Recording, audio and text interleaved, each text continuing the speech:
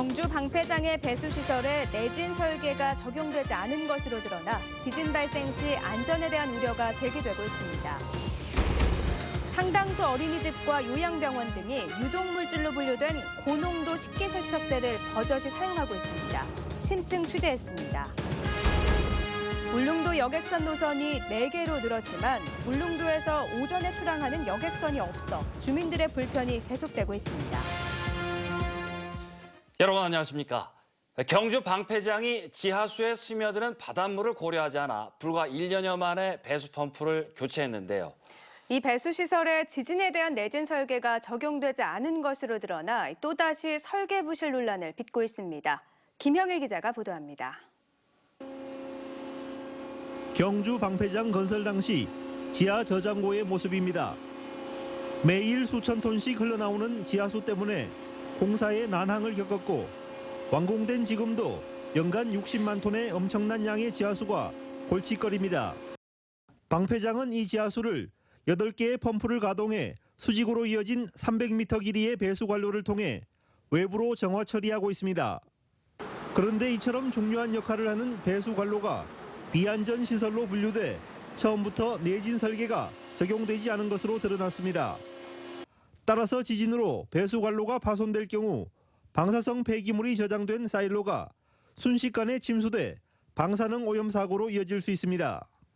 지하수를 제대로 편하지 않으면은 결국 지하수가 방패장 안으로 들어가서 이제 그 오염된 그 방사능에 오염된 물이 다시 이제 우리 생활권으로 나올 수가 있거든요. 그래서 핵심적인 안전 시설이고요.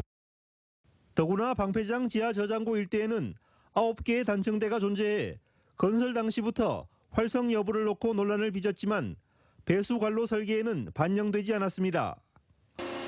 한국원자력환경공단은 지진 등의 이유로 사고가 날 경우에는 통로로 이어진 예비 관로를 통해 배수가 이루어질 수 있다며 안전에는 문제가 없다는 입장입니다.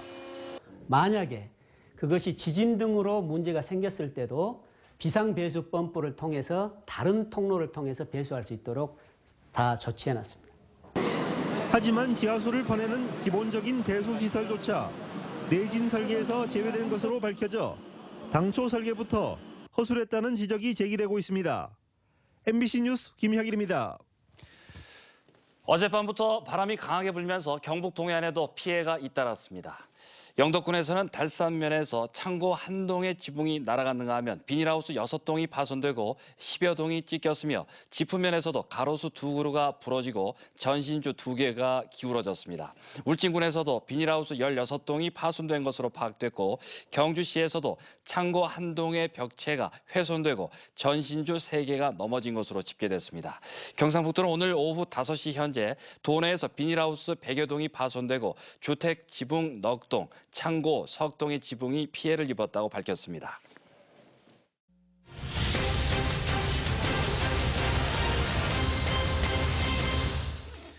옥시 가습기 살균제 사건으로 더욱 관심 가는 뉴스입니다. 식기세척제의 주요 원료인 수산화나트륨이나 수산화칼륨은 농도가 높을수록 세척력이 좋지만 5% 이상이면 유독물질로 분류돼 교육당국이 사용을 금지시켰는데요. 그러나 아직도 상당수 어린이집과 요양병원 등에서 버젓이 사용되고 있었습니다. 장성훈 기자가 심층 취재했습니다. 자동 세척기에 옮겨집니다. 이 과정에서 이른바 양잿물로 알려진 수산화 나트륨 등이 다량으로 사용됩니다. 당시 교육당국은 문제가 된 유독물질 세제를 쓰지 말도록 일선학교에 지침을 내렸습니다. 하지만 5년이 지난 현재도 일부 학교들은 양잿물로 알려진 수산화 나트륨 함량 20% 이상의 유독성 세제를 여전히 사용하고 있었습니다. 5% 이상이면 유독물질로 분류돼 몸에 묻거나 먹을 경우 치명적일 수 있지만 세척력이 좋다는 이유로 쓰는 겁니다. 영유아와 노인 환자를 돌보는 어린이집과 요양병원에서도 수산화나트륨과 마찬가지로 유독물로 분류되는 함량 10% 이상의 수산화칼륨 세제를 쓰고 있습니다. 중간에 한번 바뀐 게 안 닦였다고 해서 한 몇 달 전에 헹굼 좀 써봐요. 이게 세정하고 난 다음에 많이 헹가되는데 이게 이 자체가 그런 것 같아요. 이게 씹히는지 어떻게 미끄덩미끄덩 그래요. 막 세척한 식기에 수산화나트륨과 수산화칼륨이 얼마나 남았는지 지시약으로 확인해보니 잔류물질이 보라색으로 선명하게 변합니다. 식기세척기는 한 번 사용한 세zet물을 재사용하는 구조여서 세제 성분이 남을 수밖에 없고 이를 중화시키는 린스 공급이 중단되면 더욱 위험하다는 게 업계의 설명입니다. 식기세척기의 그 구조적인 문제가 이 물이 돌아서 계속 돌고 돈다는데 여기에 고여 있다는 겁니다. 결국은 고장이 난다고 하면 실제로는 세제만 도포되고 마지막 린스에서 중화를 못 시키고 물만 도포돼서 남는다고 봐야 되는 거죠. 그러니까 이게 위험하다는 거죠.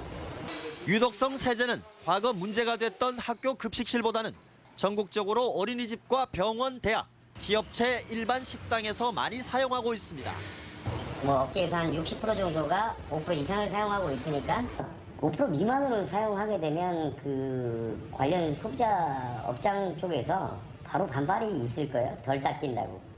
경쟁하듯이 비율을 높여야 되는 지금 상황이 있는 겁니다.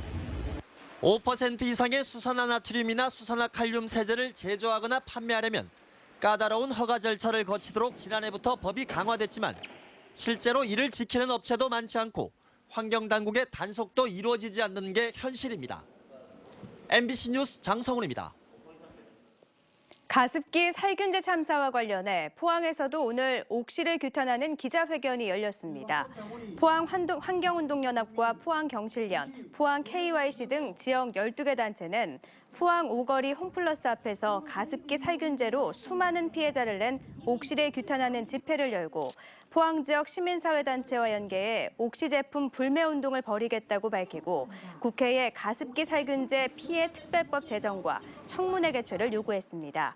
2013년 7월부터 지난해 말까지 3차례에 걸쳐 집계된 가습기 살균제 피해 접수 현황에 따르면 대구 경북 지역 피해자는 33명이고 이 가운데 9명이 숨지고 24명은 투병 중입니다. 울릉도 여객선 노선이 4개로 늘어 황금시대를 맞았습니다. 하지만 여객선 출항 시각이 다양하지 않아서 육지에 볼 일이 있는 울릉도 주민들은 여전히 불편하기만 합니다. 김기영 기자가 보도합니다. 지난달 울진 후포에서도 울릉도로 가는 뱃길이 열렸습니다. 노선 증가에 힘입어 올 들어 4월까지 울릉도를 찾은 관광객은 6만 명. 지난해 같은 기간보다 16% 증가했습니다. 하지만 울릉도 주민들의 배편 갈증은 여전합니다. 강릉과 동해, 후포, 포항 등 4개 노선 모두 오전 육지 출항, 오후 울릉도 출항으로 획일적입니다. 포항에 도착하면 저녁, 사소한 볼일도 최소 1박 2일, 대부분 2박 3일이 걸려 비용 측면에서 손실이 이만저만 아닙니다. 오후에 배가 도동서로 다닐 것 같으면 여기 아마 빨리 볼일 보는데 이틀 빨면 자야 돼요. 울릉도 들어가려면은. 이에 따라 울릉군 여객선 대책위원회는 여객선 신규 공모 때 오전 울릉도 출발이라는 조건을 달아줄 것을 포항지방해양수산청에 건의했습니다. 일일 생활권으로 만들어서 주민들이 육지에 체류하는 시간을 적게 하고 적게 함으로써 또 경비가 절감되고. 만약 이 요건을 충족시키는 선사가 없다면 겨울철 여객과 화물 수송이 동시에 가능하도록 현재 휴항 중인 대형 여객선 아라 퀸즈호와 비슷한 선석 규모의 여객선을 취항해 줄 것을 바라고 있습니다. 울릉도 주민의 최대 관심사는 육지로의 교통편입니다. 주민의 만족도를 높이고 틈새 관광객도 유치하는 새로운 여객선사가 간절합니다. MBC 뉴스 김기영입니다. 대구지법 포항지원은 정치자금을 불법 모금한 혐의로 장경식 경상북도의회 부의장에게 벌금 300만 원을 선고했습니다. 장 부의장은 지난 2013년 12월에 현대제철과 협력사 직원 463명으로부터 한 명당 10만 원의 후원금을 자신의 통장으로 받은 뒤 박명재 국회의원 후원회 계좌에 4,630만 원을 입금한 혐의로 기소됐습니다. 삼선의 장 부의장은 대법원에서 100만 원 이상 벌금형이 확정되면 도의원직과 5년간 피선거권을 잃게 됩니다. 정치자금법은 국회의원 후원회의 위임을 받지 않고 후원금을 받을 수 없도록 규정하고 있습니다. 경주시의회 정현주 의원은 오늘 보도자료를 통해 경주시의 팀장급 공무원이 회의에 불참하면서까지 최양식 시장 부인의 수행원 역할을 했다고 지적했습니다. 정 의원은 모 팀장이 어제 오후 열린 경주시 양성평등위원회 주무간사로 회의를 주관해야 하는데도 시장 부인이 문경 찻사발 축제장을 방문하는데 차량을 운전해 준 것으로 드러났다며 경주시에 재발 방지를 요구했습니다. 이에 대해서 해당 공무원은 시장 부인이 공적 행사에 초청된 데다 자신의 업무와도 관련이 있는 축제를 벤치마킹하는 과정에서 함께 동행하게 됐다고 해명했습니다. 포항 남부경찰서는 음주 단속을 피해 달아나다 순찰차 등 차량 8대를 부수고 경찰관을 다치게 한 혐의로 22살 김모 씨에 대해 구속영장을 신청하기로 했습니다. 김 씨는 어제 새벽 2시 반쯤 포항시 남구 상대동에서 차를 몰고 가다 음주 단속 중인 경찰관의 정지 명령을 어기고 2km가량 달아나면서 순찰차 등 골목에 주차된 차량 8대를 들이받은 혐의를 받고 있습니다. 경찰은 도주하는 김 씨를 추격해 붙잡았으며 검거 당시 김 씨의 혈중 알코올 농도는 면허 정지 수준인 0.074%로 나왔습니다. 포항시와 경주시는 오늘 포항시청 대회의실에서 행정협의회를 갖고 형산강 프로젝트 등 현안 협력을 강화하기로 했습니다. 지난 2014년 11월부터 협력 행보를 이어온 두 도시는 관광 상품을 공동 개발해 홍보하고 형산강 수질 오염 사고 위기 관리 시스템을 구축하며 형산강 8경을 선정해 관광 자원화하기로 했습니다. 또 포항공항 활성화와 원자력 클러스터 조성에도 협력하는 등 7대 프로젝트 50여 개 과제 추진에 공동 노력하기로 했습니다. 포항 지역 축산인들이 포항 한우 브랜드 경영체란 모임을 만들어 포항 한우를 집중 육성하는 데 힘을 보태기로 했습니다. 140여 명의 축산인들은 시범적으로 기르고 있는 이른바 포항 부추 한우의 우수성이 입증되면 프로그램대로 사육에 나서 부추 한우를 명품 브랜드로 육성하기로 했습니다. 포항 축산농협은 송아지 40마리를 5개 시험군으로 나눠 지난 2월부터 오는 2018년 2월까지 2년간 부추와 제오라이트를 첨가한 사료로 키운 뒤 육질의 우수성이 입증되면 농가에 사육 프로그램을 보급할 계획입니다. 대구지방검찰청 포항지청 범죄 피해자 지원센터는 범죄로 심리, 정서적 어려움을 겪고 있는 피해자와 가족들의 치유를 위한 다링 농장을 개장했습니다. 이 농장은 360여 제곱미터 규모로 포항보호관찰소, 농협중앙회 포항시부 등으로부터 농지와 농자재 등을 지원받아 피해자와 가족들이 농작물을 심고 키우면서 치유하는 시간을 갖게 됩니다. 이들이 수확한 고구마 등 농작물의 일부는 소외 계층에 기증될 예정입니다. 오늘도 경북 동해안 지역 강풍의 기세가 만만치 않았습니다. 내일부터 시작되는 황금 연휴 기간에는 대체로 맑겠지만 황사의 가능성이 있겠습니다. 민미경 기상캐스터입니다. 네, 오늘은 밖에 잠시 서 있기도 힘들 정도로 강한 바람이 휘몰아쳤습니다. 바로 폭탄 저기압 때문인데요. 봄철에 이례적으로 찬 공기가 내려오고요. 남쪽에서는 따뜻한 공기가 올라오면서 온도차가 극심한 두 공기 덩어리들이 폭탄급 바람을 만들어냈기 때문인데요. 계속해서 강풍특보가 이어지면서 오늘 밤까지 바람이 강하게 불겠습니다. 이파이자 어린이날인 내일은요, 아침에 10도에서 14도로 출발하겠고요. 한낮에는 포항 26도, 경주 27도를 보이면서 야외 활동하기 무난하겠습니다.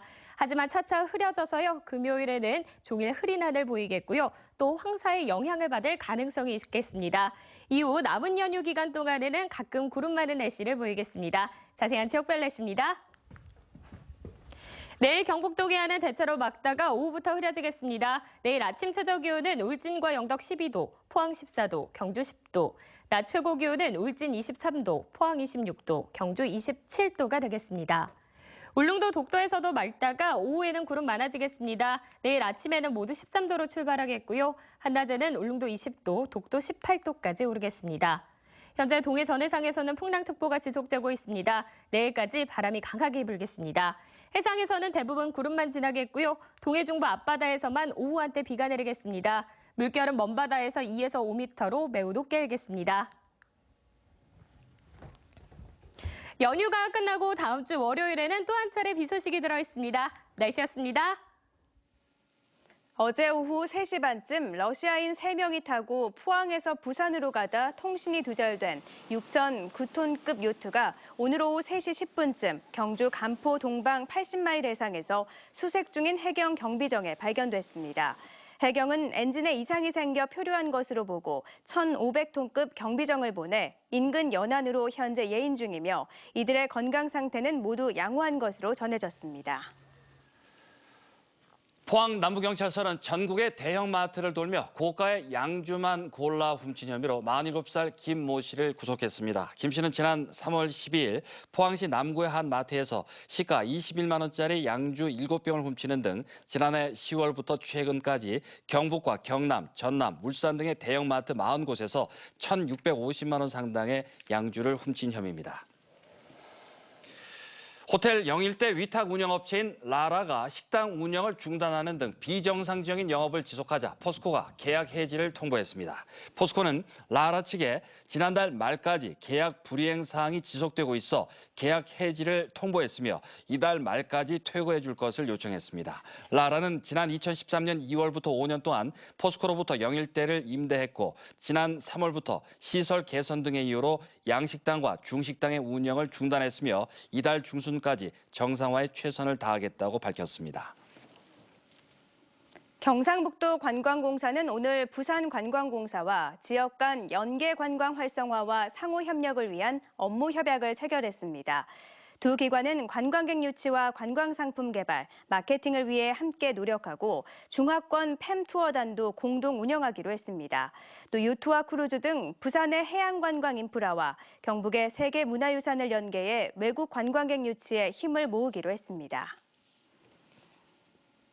포항시가 어제까지 열린 도민체전 사전 경기 종목에서 1위를 차지해 대회 8연패의 청신호가 켜졌습니다. 포항시는 사전 경기로 치러진 농구와 골프, 사이클 사격 종목에서 33.1점을 얻어 2위 김천시와 3위 구미시를 따돌리고 시부 선두로 나섰으며 군부에서는 울진군이 종합점수 19.8점으로 1위에 올랐습니다. 제54회 경북도민체육대회는 모레부터 나흘간 안동시 일원에서 개최됩니다. 제54회 경북도민체육대회 성화가 오늘 안동과 경주에서 채화되고 경북도청에서 합화된 뒤 안치됩니다. 안동 학가산과 경북도청의 건무산, 경주 토암산에서 채화됐습니다. 이상으로 포항 MBC 뉴스데스크를 마치겠습니다. 여러분 고맙습니다.